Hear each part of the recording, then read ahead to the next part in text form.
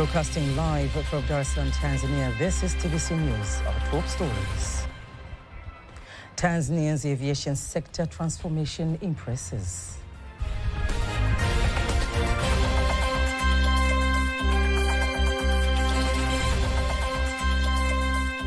Significant airport upgrades and a new construction are going.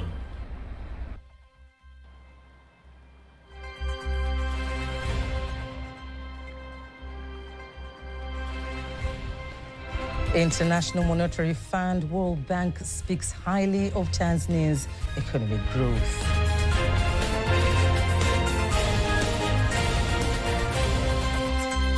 Out of all the 20 fastest growing countries in the world, 11 of them are in sub-Saharan Africa, and Tanzania is actually one of those countries.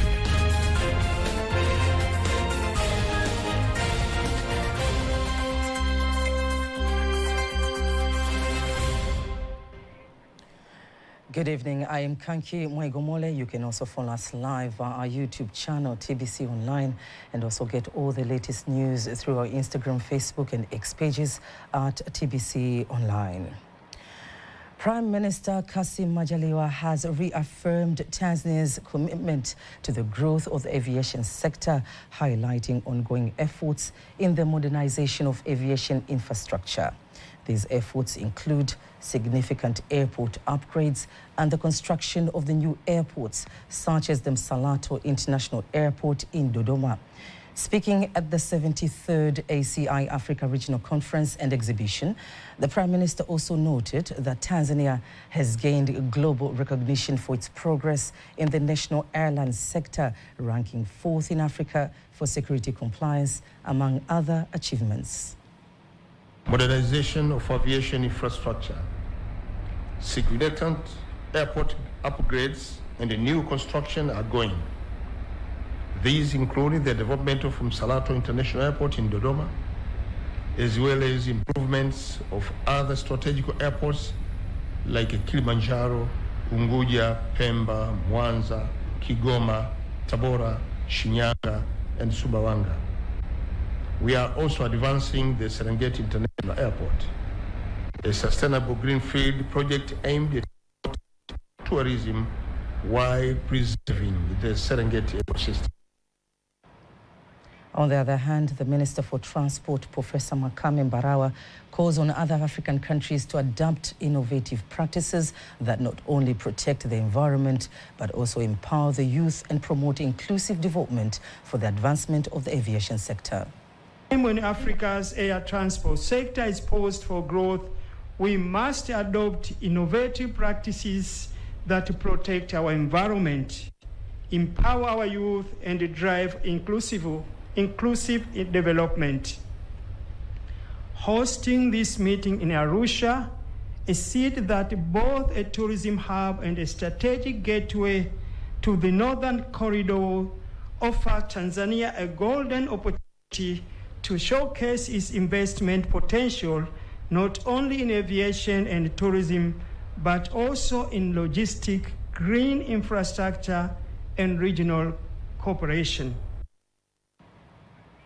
The Deputy Director of International Monetary Fund, IMF, African Department, Dr. Catherine Patilo, says despite countries in the sub-Saharan Africa facing many challenges, 11 amongst the 20 fastest growing economies in the world are in the region, Tanzania included.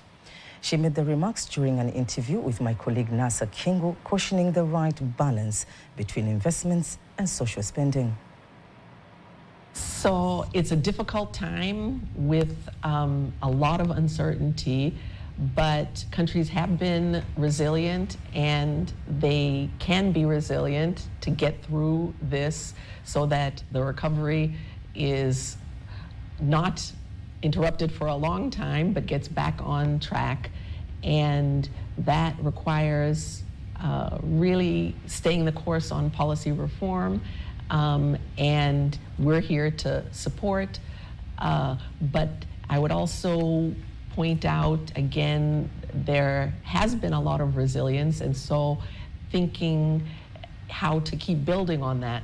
For example, out of all the 20 fastest growing countries in the world, 11 of them are in sub-Saharan Africa, and Tanzania is actually one of those countries. Talking about Tanzania, for example, the government is putting a lot of effort on the economic diplomacy as well to attract more investors from outside of the country and also local investors. And you have vast experience of Africa, Tanzania, and the world as well. What would be your comment about this particular area when it comes to Tanzania itself? So the emphasis, on investment and the types of investment that are important for growth, infrastructure, other projects is, super important.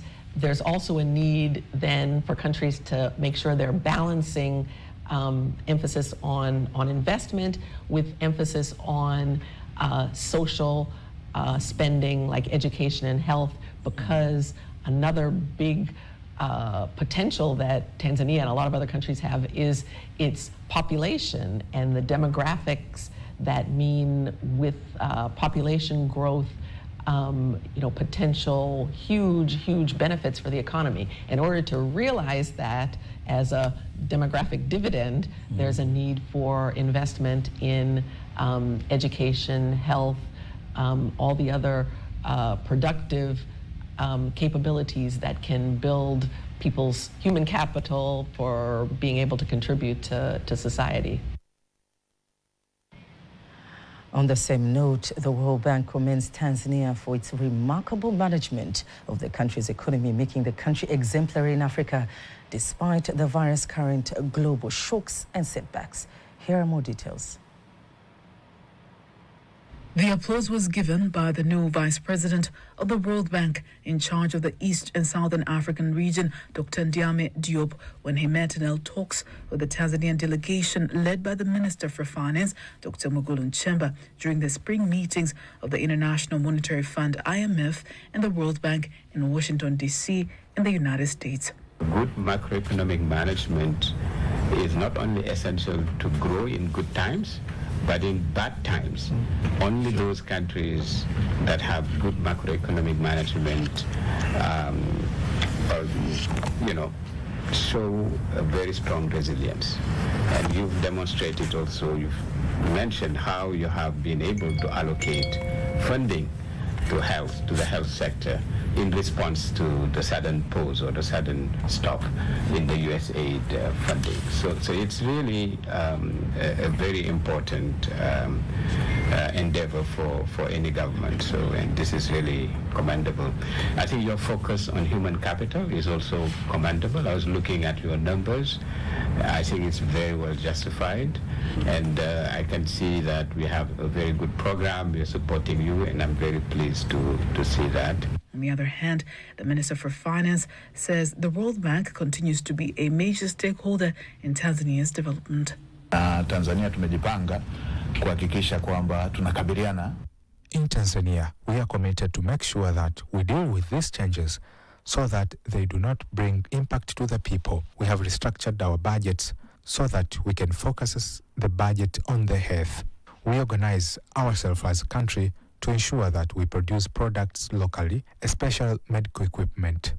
For instance, factories that can produce drugs locally, but also to increase investment in products that will bring more sales funds. Our appeal to the World Bank is to continue to work with Tanzania and other African countries so that change do not cause negative impact to the people. The World Bank's financial support in the implementation of various economic and social projects in Tanzania has reached $10.9 billion, with 38 development projects being implemented in various sectors, including health, water, education, energy, road construction, and climate change adaptation and mitigation projects. Faida Ngaga, TBC News.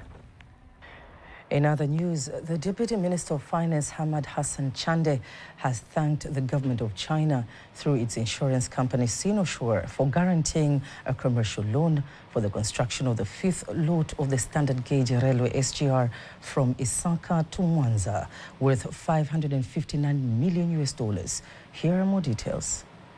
He expresses the gratitude during a discussion between the Tanzanian delegation led by the Minister of State's President's Office, Planning and Investments, Professor Kitila Mkumbo, and the Chinese delegation led by the Deputy Minister of Commerce of the People's Republic of China, Tan Huiyong, held in Dar es Salaam.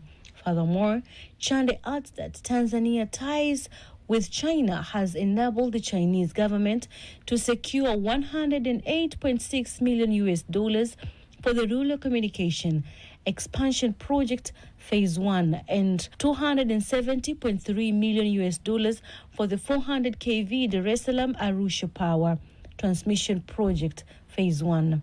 On the other hand, Deputy Minister of Commerce of China, Tan Huiyong, says that the Chinese government will continue to strengthen economic and diplomatic relations between the two countries.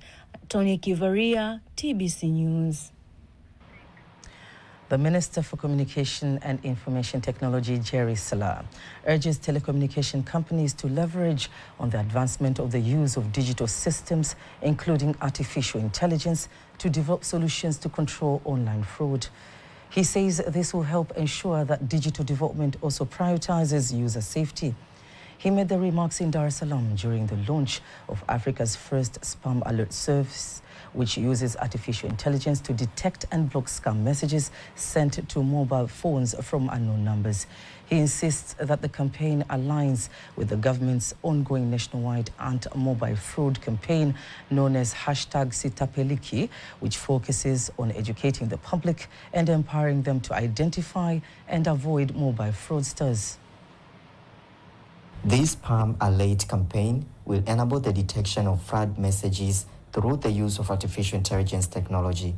You may recall that in February this year, I launched the Sitapeliki campaign in Arusha to combat mobile and internet fraud.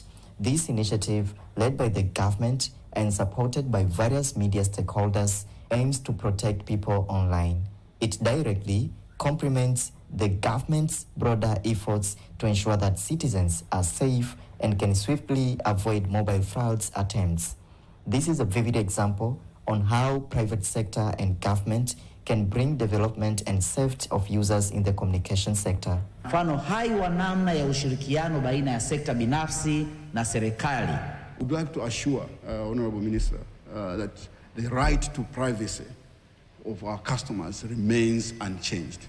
This is simply an issue of protection, and you will see the example that we're going to give here is as the message is coming through, there will be a prefix to that message to say, no, beware of this fraudster. Of course, it will be in Swahili.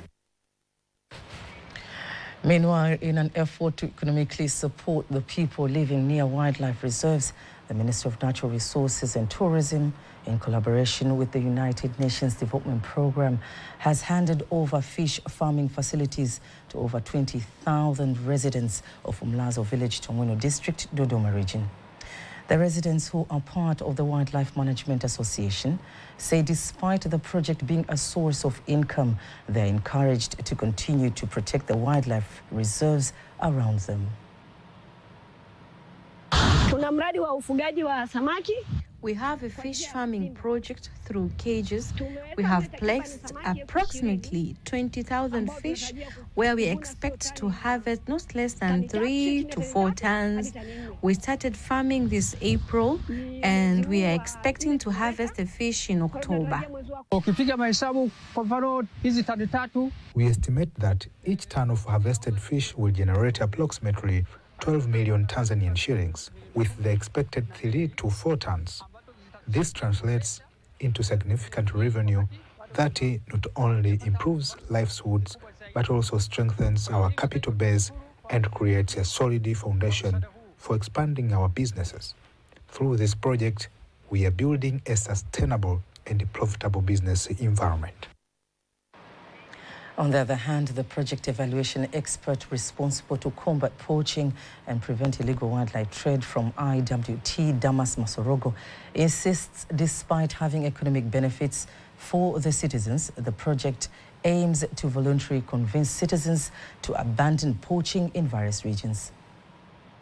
As we have seen, they have constructed the fish cages where they have planted 20,000 fingerlings. They expected to harvest after 6 months, where, according to experts, they can harvest up to 4 tons of fish. And if a fish is sold at 4,000, you can see the revenue can be like 16 million. The Minister of Education and Vocational Training in Zanzibar, Leila Musa Muhammad, says the strong partnership between the government and the private sector has significantly contributed to the development of the education sector in the country. Speaking at Hasnu Makame Secondary School in Zanzibar during a ceremony to receive over 100 ergonomic office chairs from a private company in collaboration with UNESCO, Minister Leila Musa insisted that the efforts are part of a broader initiative to improve the working environment for teachers and studying environment for students. Most of our daily routine works in our office, we are doing them while we are sitting. So this chair, which has used the modern technology to minimize the pain, the lower back pain, and the neck pain for a teacher, for sure it is going to motivate a teacher.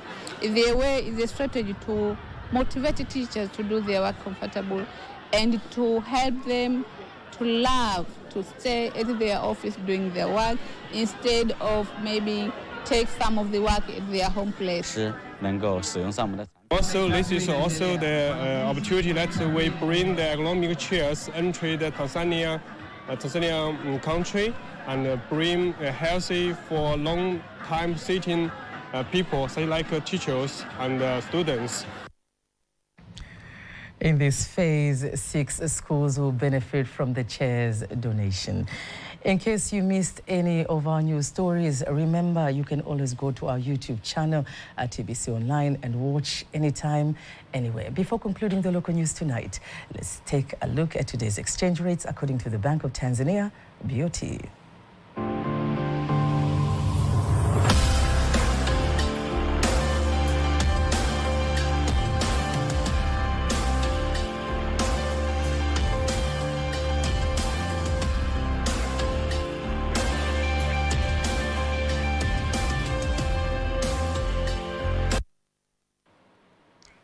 Don't miss TBC News every weekday. It's now time for the international news.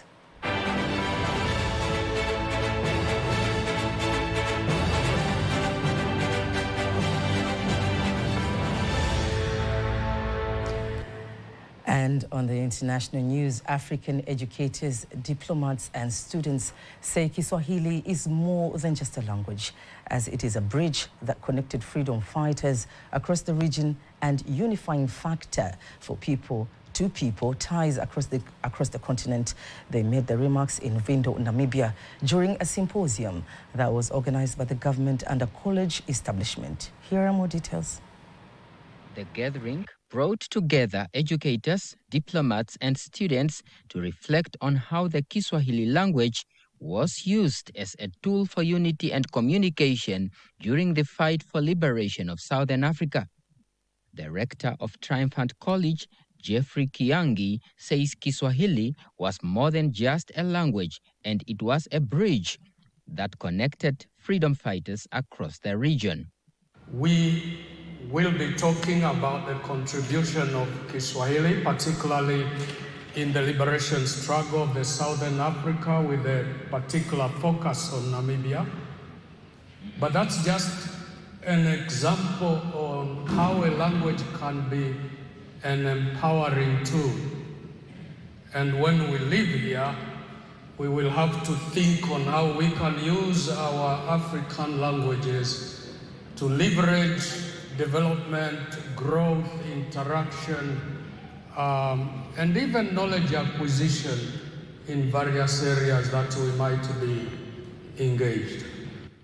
Tanzanian High Commissioner to Namibia, Caesar Waitara, says the symposium reflected the long-standing ties between the two countries and the need to preserve African heritage.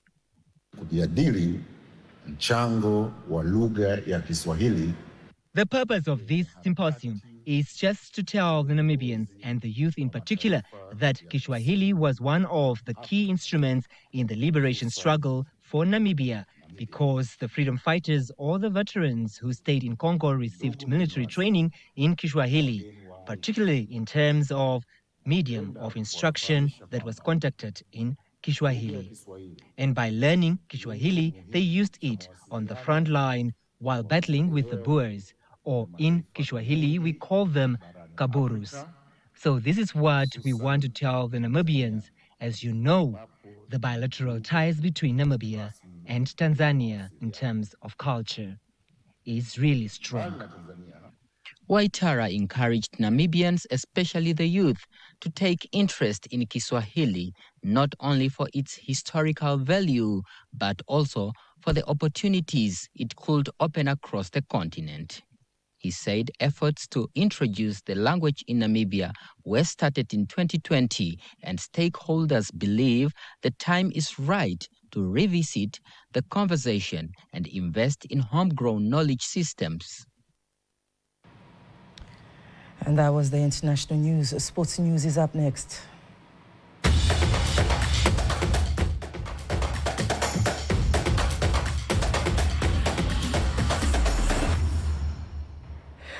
And in sports, the former Simba Sports Club goalkeeper, Mohamed Mwameja, urges current Simba Sports Club players to wipe up their tears by lifting CAF Confederation Cup after cruising to the final against Barkane to be played next month.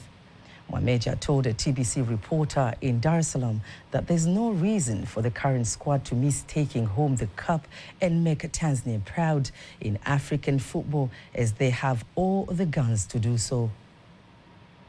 Simba sasa hivi kapita kwenye njia ambazo ni tofauti sana sisi kipindi kile.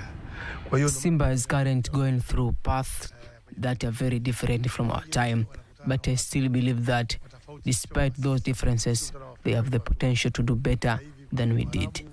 Na kuna Simba. Kwa hiyo kwa tofauti hiyo, lakini kwenye mpira bwana lolote za kutokea.